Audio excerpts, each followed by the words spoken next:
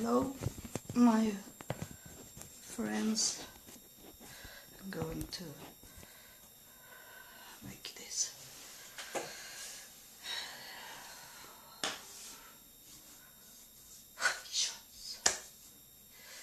It's already start to talk. I'm in my kitchen, and it's often when I should do healing and talk to people, he wants me to be in the kitchen, and I know why. It's because to give food, spiritual food. That's why he wants me to be in the kitchen, and it works well. It doesn't need to be a fancy place. Doesn't need to be a church building, because he is everywhere, God. And with us, if we pull him to us. He's already in me. But I want to tell you that welcome to my kitchen, to my church place.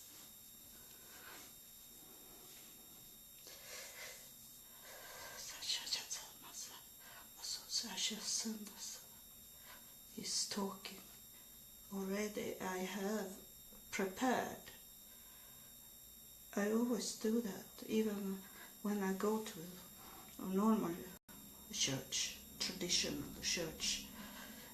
I prepared for God to talk to me. I don't want to talk to people when I sit and wait for the service to start, because I prepared me to meet God, and I have pulled him to me by singing the Swedish hymnal that is known all over the world, but people think it's from United States, but it's Swedish. Oh Lord my God, when I am awesome wondering, consider all the work thy hands have made. I see a star, I hear the rolling thunder, through province of the universe displayed. Then sings my soul, my Savior God, to thee. How great thou art, how great thou art. Then sings my soul, my Savior God. So, we know who it is that didn't like this.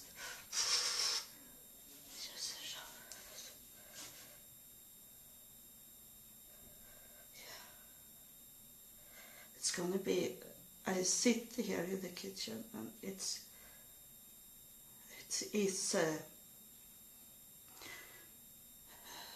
is close to the street, and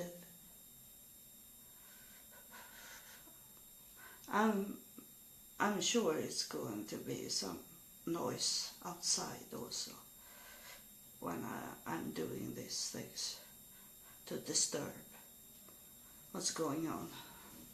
But the live program is still going on, so this was nothing. It was only a wake up a little.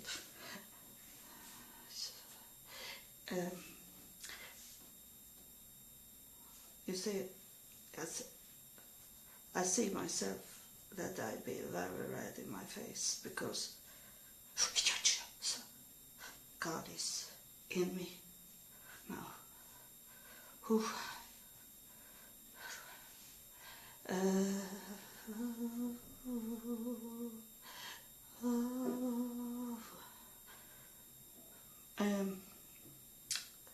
He wanted me to tell you how I come to be saved and how everything started, because many people that is my friend on Facebook, they have never cared to know me. So now you that want to hear it, you hear it now.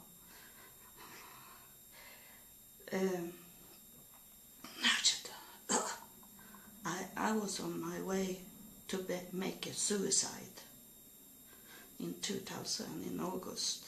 It was too much going on, bad things in my life. I was too stressed.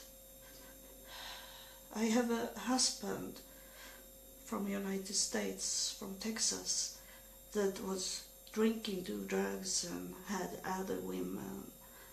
And in the same time I had 2 kids that needed me because they were not healthy.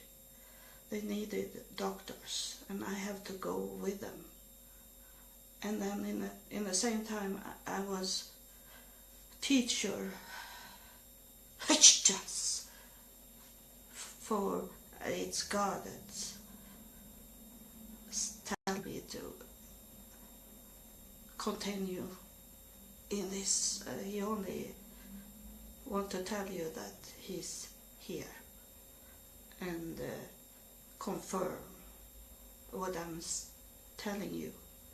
That I was also a teacher for recovering addicted people, and I also in the same place I took care of the computer networking.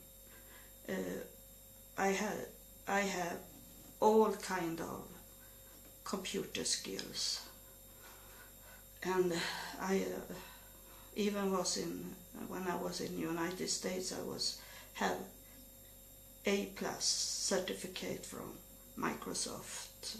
I did that in the school in the United States, and then I was a manager for people that rent apartments in my city, and I was much involved in political things because of that. And then I have this terrible husband, and we had just coming back from United States, from Texas, because my husband was so bad in Texas that he was fired from his job, and we were on our way to be on the street. So I told my husband that is good that is nice that you are married to a Swedish woman, because in Sweden in that time we couldn't be homeless. We always had an apartment to live in if we were not mental sick, that we didn't want to be inside a house. But normal people have always a home in Sweden in that time. So we moved back to Sweden, and I have had all my dreams come true to come to United States and start there. And my daughter, she was 13 years old and was in the school in United States, in a normal school. She was so bright, so she was in a class that was older than her. And And I was thinking, I have changed my life for my daughter to get a great start in Texas. She had a reward for her to be, for example, the teacher's most, the greatest student, for example. And she even had award for to be good in English and math and many things, and everything looked so great. And then my husband destroyed my whole dream. And then I helped him to come to a hospital, for he had only one leg, and they should do a surgery on his leg so he could get a new leg. And he got it so he could walk and dance and everything with that leg. And when we come to the doctor at the hospital, I didn't know that, and they told me that he had AIDS, A-I-D, not HIV, AIDS he had, and I'd be so shocked. And I was thinking, I have got it, my daughter have got it. And in that time, in 2000, that was death. It was deadly in that time. And I was thinking, I have killed my daughter by marrying this man. And he's dead now.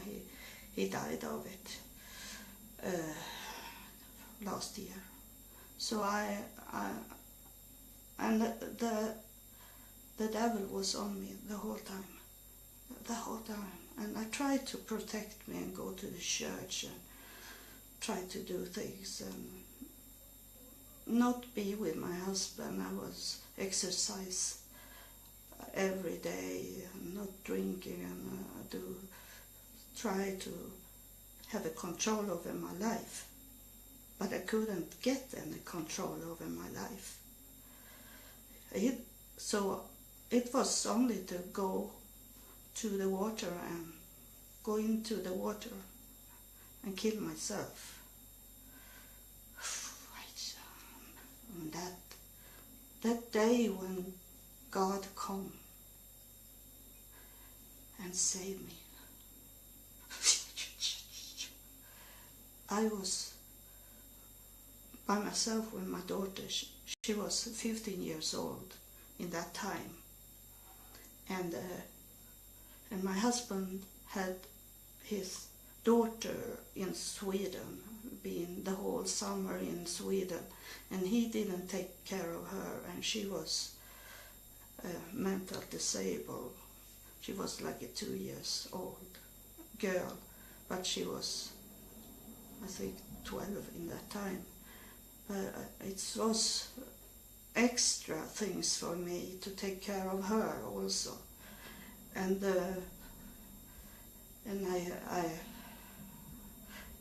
it was calm in my home. It was only my daughter, and she was in her room and on the computer and do her homeworks and these things.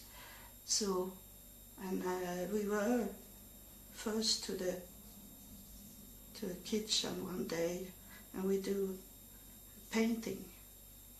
We should do paintings, and I didn't know what to do, and I didn't know God in that time. We have no Bible or nothing.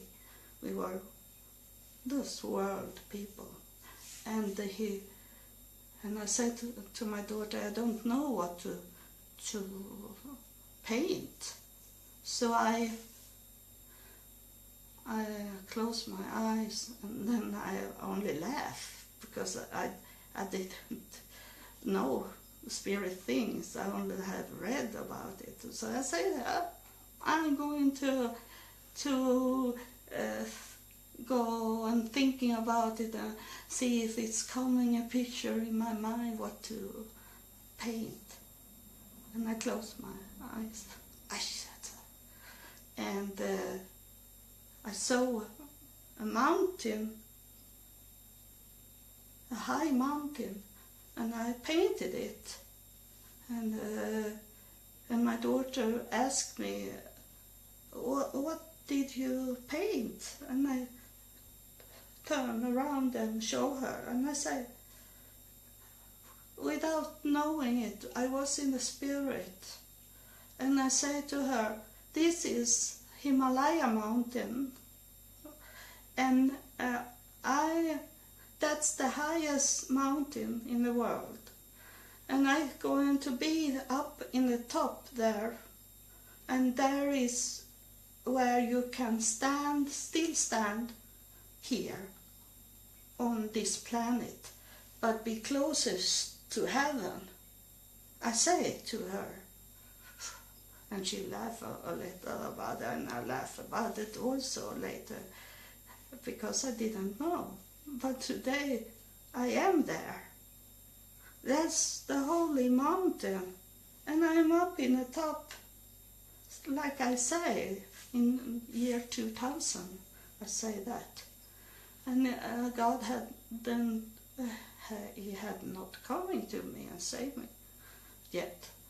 And then one evening, it was much going on, and my daughter, in the night, she had a dream that morning, and she said she was crying. She never cried in the mornings, but she cried and sit down on the chair and was tired, crying and everything. I said, what's going on? What's wrong with you? I thought she was sick, but she said, Mom, I had some terrible dream this night. I was out from this planet. I saw the planet, and I saw the horizon of the planet, and it was burning. It was fire on the planet, and I was so scared. I thought I should never could come back again to our planet, she said. So she also had a prophetic dream about how it is today, that this fire on this planet that is going on now.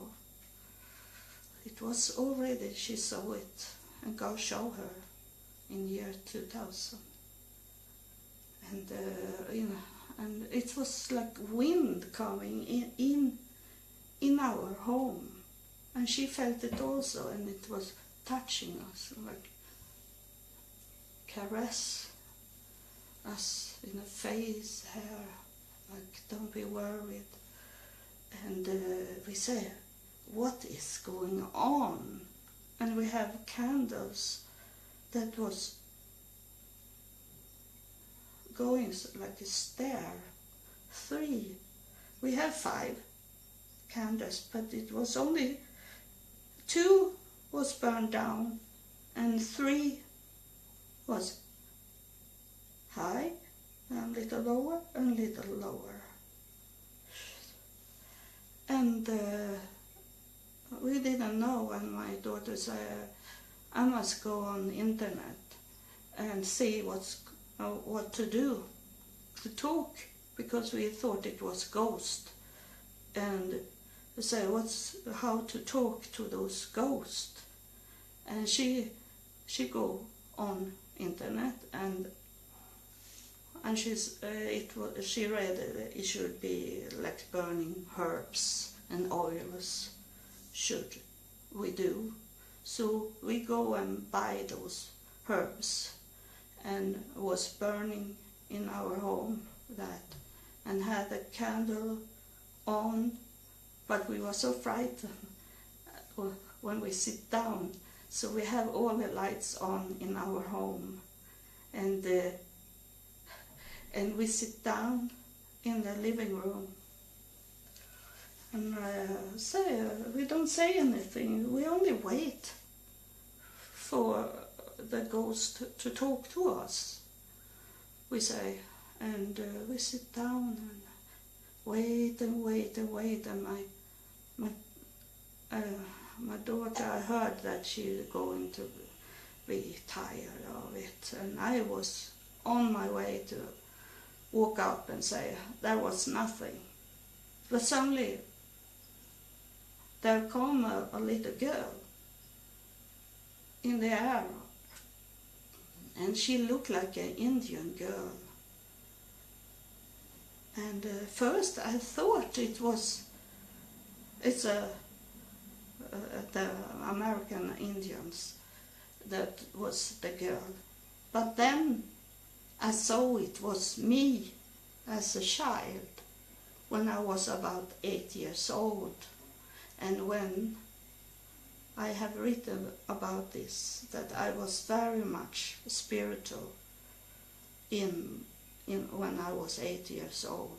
That was the highest I had before this in 2000. That was the highest spiritual age I was in.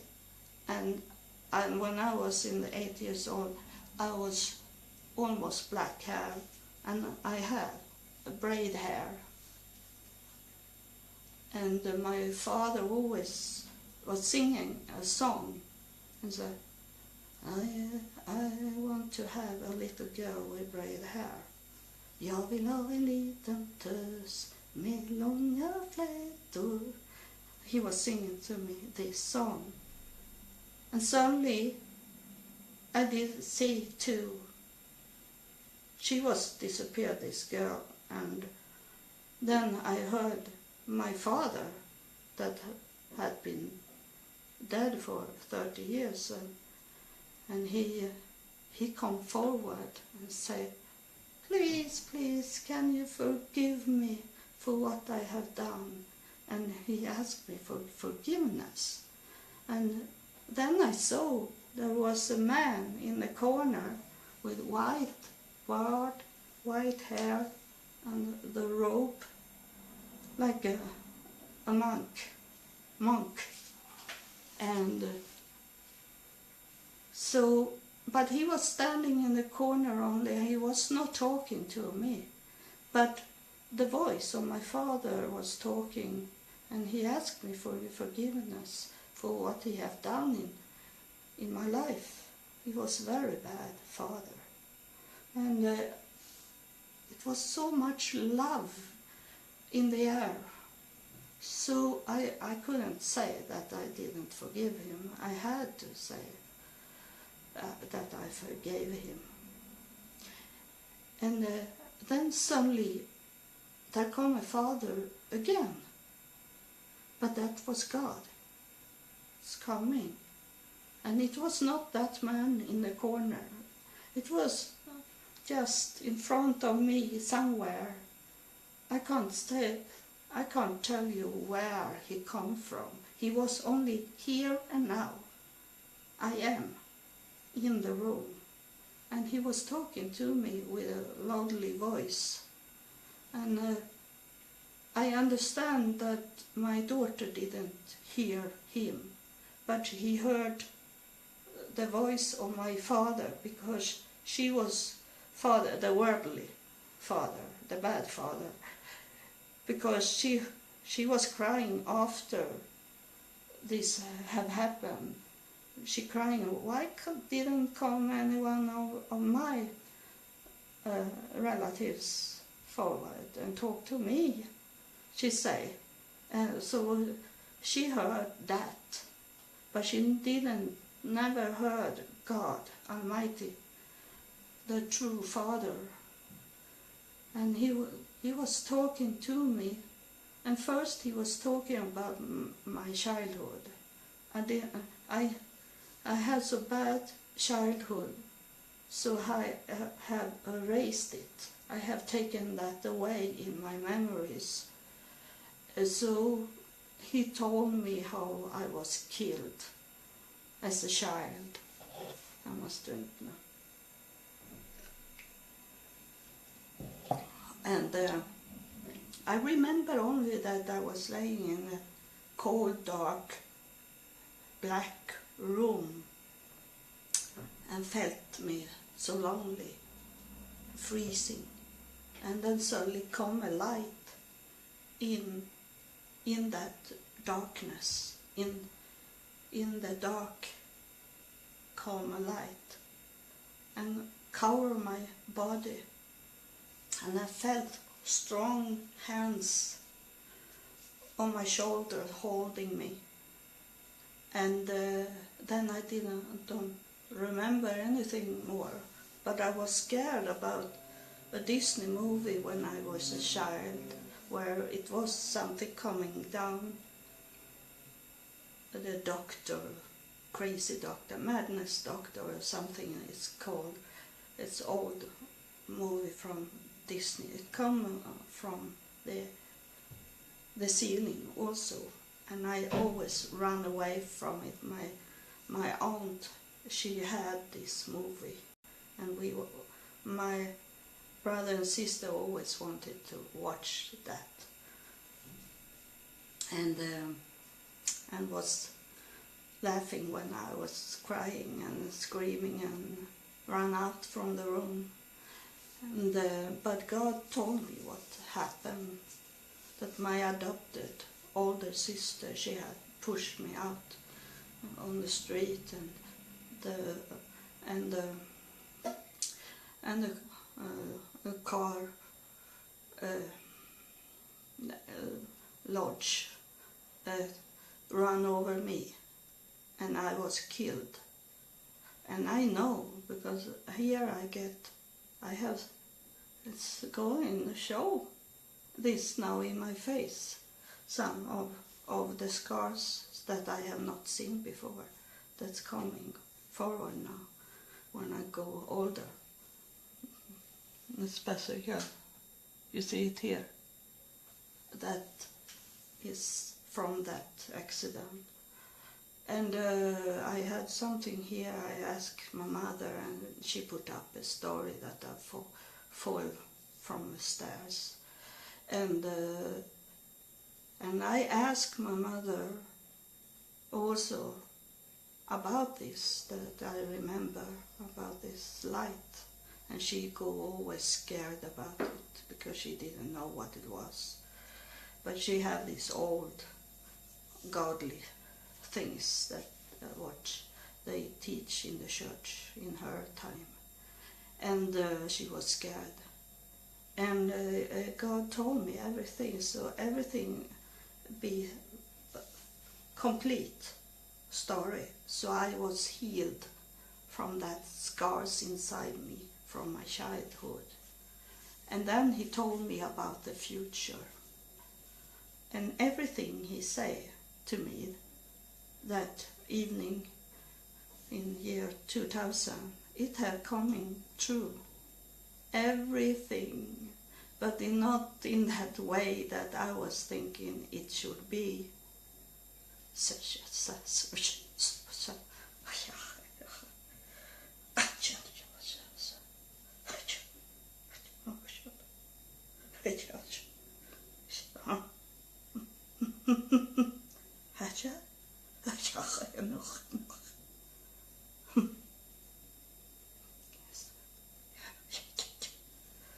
Yeah, it had coming, he's confirmed it now.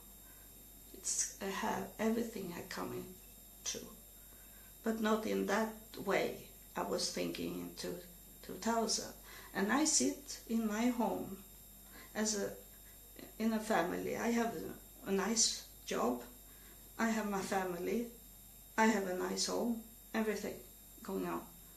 And never ever could know that I should go away from Sweden and go by myself to the United States. But God opened a door for me. I have two choices. Either go into the water and kill myself, or only save up money for to buy a flight ticket to United States.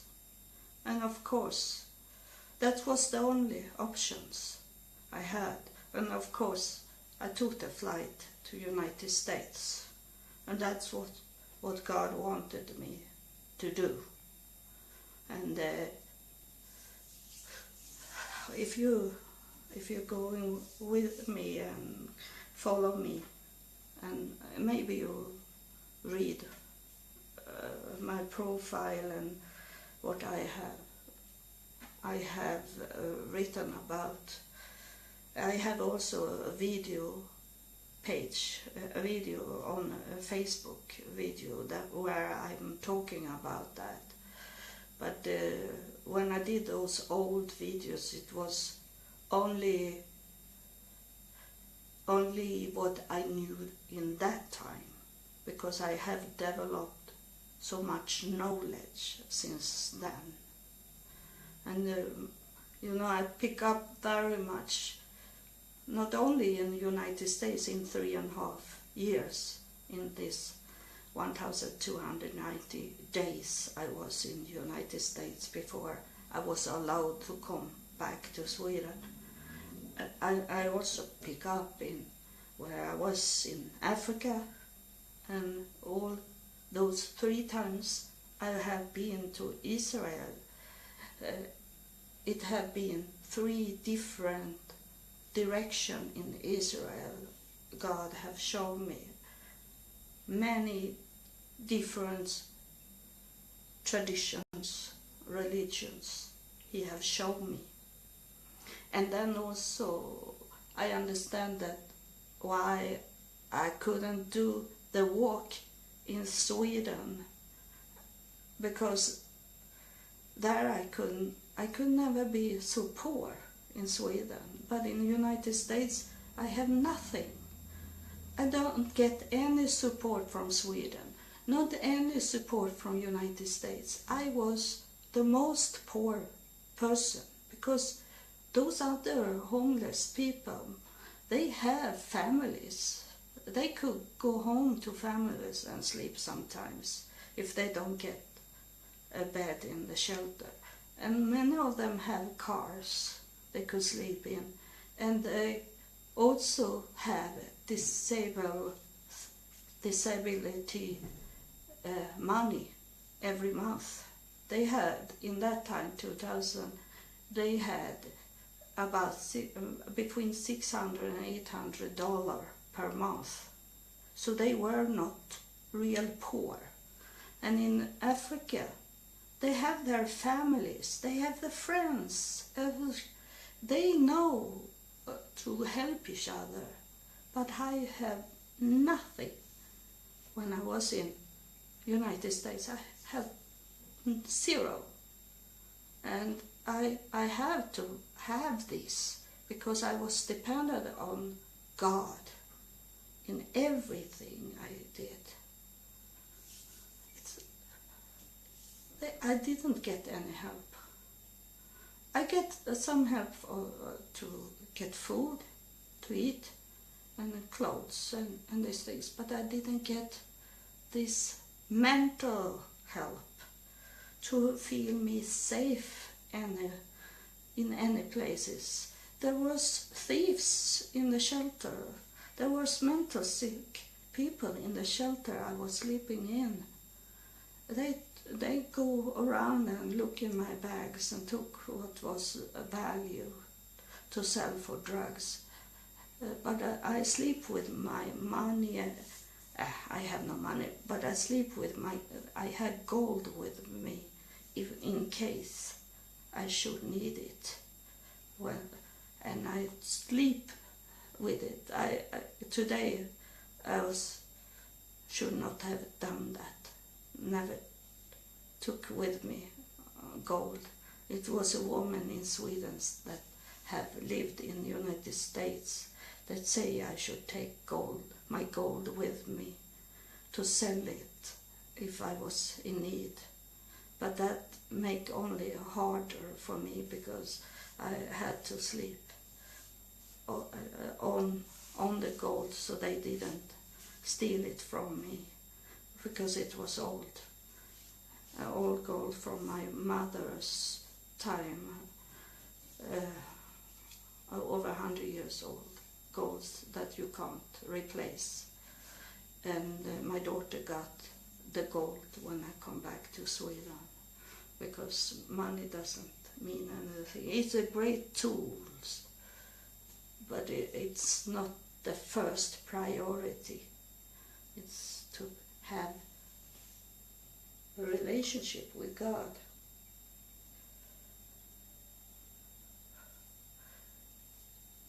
He said, you should bow down your knees, be on your knees for what Jesus have done for us. But you should look up, because your Father is there and not there. Your Father is there, and thank Him for everything. I do more thanks to God than I pray to God, because God knows our needs. We don't need to ask Him for everything. He knows our needs. But it's good also to sometimes ask God for things, because it's a confirm that you understand where you are, what your life is about. It's not because He already have sent you things, but you maybe sometimes don't see it, because it's coming with some another color, another shape. It's another direction than you are thinking about. It can be smaller than you think, like this. But He has sent you so much things, and we should not ask Him for many things, because He knows our needs. We should give thanks to God for what He do in our life. You know, this, what they saying in the church, that He can take away everything from you in one twinkle of your eyes. You can die from everything, but you live today. You are alive. You wake up this morning. It's not what of yourself. It was from God's grace that you wake up this morning. Oh God, we love you so much. We love you, God. No, you don't thank Jesus. I hear you say thank you, Jesus, now. But it's not He, because He's not here and doing those things He did before, because He's up in heaven and prepare a place for you. He's your advocate, lawyer, to protect you. That's why Jesus Christ was in my room in year 2000. He was taking my father, and I counted to 6 people that was coming to me and asked me for forgiveness for what they have done to me. That was Jesus Christ that was sending them to me, and He had His Father with Him, so the Father could hear me saying that I forgive you. I forgive you for everything you did to me as a child. And they could enter into heaven because I helped them to do it. Jesus Christ helped them to come to me. And they have, maybe God and the Son, Jesus Christ, have talked about it, and they say, if she forgive you, we will forgive you, and you can come in to heaven and live there forever. And one of these spirit that asked me for forgiveness, that was a lesson for me also, that he had seen my brother and sister beat me up, so I was bleeding and laying on the ground, and he was running to these bad kids and to make them run away from me and stop the violence they did to me. But I was too much bleeding and was so much bad, beaten up, so I couldn't walk up and run away from this man that come running angry. I thought he should take me. I was so scared. I remember only the picture of him when he come, and then he jumped over my body. But I was trying to come up. But he come and say to me in year 2000, can you forgive me? Because I never told anyone about the abuse. And he means, he was not about my parents, he was thinking the police should he have going and talk about the bad situation for me. But he didn't, and that is a lesson that we have to do those things. We are the killer, we are the murderer, we are the abuser. Also we also judge in the heavenly court for what we have not done. If we have seen something, it's not only about take it on the telephone and make a movie, video on it and put it on Facebook. It's to talk to the police, talk to the authority, to do something. And then when you see something, you have to say hello or something. Make this person or people that abuse or try to kill someone, that I have seen you, hello, and then you can run away. You have stopped the situation. You have maybe saved a life by doing this. Something can you do. You can go back in the darkness, but take a stone or something and throw it to that place, so that, oh, what was that? And stop maybe. So the one that the victim can maybe run away and escape. And he didn't do that. It didn't help that he was taking them away, but he didn't do the last thing, that he talked to the police about it. And that could have changed my childhood, everything, my life. But I know that everything that happened in our life is for our learning.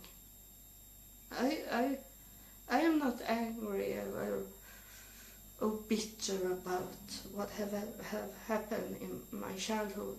It's something that was in the education from God to be what I am today, to be an overcomer of all these obstacles. I can overcome everything now, because I know I have this relationship with God, the connection. I pull God to me, come close to me and listen, because I want to have your help every day, every moment, every second. I can't do anything I have no control at all. You have all the control. We can't see anything in front of us. We can't see 1 minute of our life, what it will be. But God, He has the whole life span in His hand. Han känner sig så Gusha.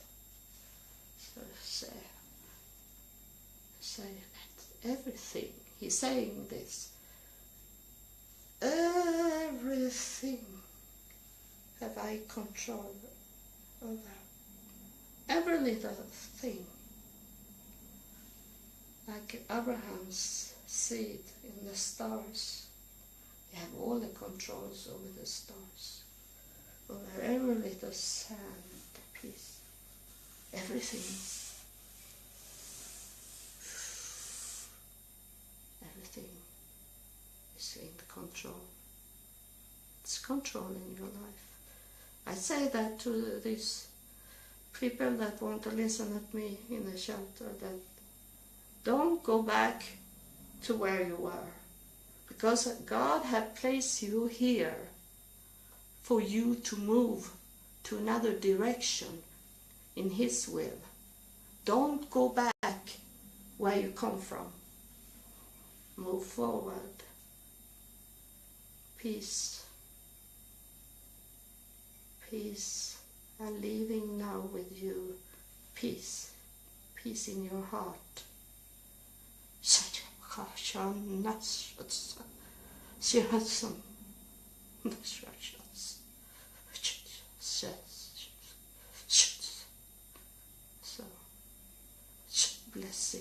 blessing from God. You be healed today.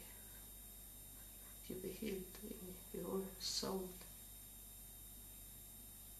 The soul is the feeling, emotional you have inside you that it comes with the body. If the soul is well, the body is well.